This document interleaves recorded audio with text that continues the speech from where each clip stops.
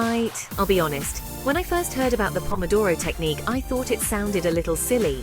25 minutes of work, 5 minutes off, rinse and repeat. But curiosity got the better of me, and I decided to go all in. 4 full Pomodoro sessions, back to back, to see what would actually happen to my brain and my day. Here's how it went down. I set a timer, picked a big task I'd been putting off, and got to work. First Pomodoro, those 25 minutes felt surprisingly short. I was hyper-focused, almost in a bubble, because the clock was ticking.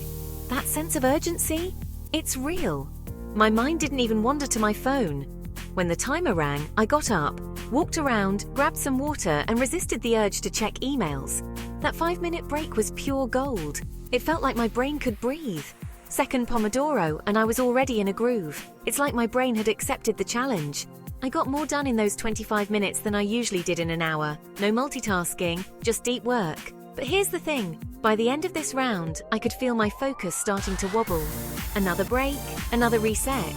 Third Pomodoro, and I hit a wall, hard.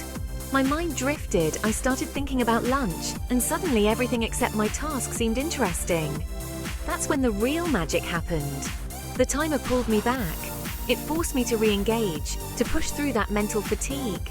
After the third break, I noticed something wild. My ideas started connecting in ways they hadn't before. I was problem-solving faster, seeing patterns, and making decisions with less second-guessing. Maybe it was the momentum, maybe just the power of repetition. But my brain felt sharper. The fourth Pomodoro was almost a victory lap. Sure, I was tired, but it was a focused kind of tired. I realized I'd accomplished more in those 2 hours than in an entire distracted morning. My to-do list was lighter, and my brain wasn't fried. Instead, I felt accomplished, and strangely, ready for more. So what changed after 4 Pomodoros?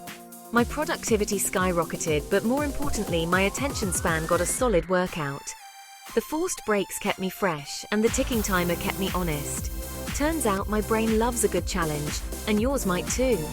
If you've ever struggled with focus, give the Pomodoro technique a shot.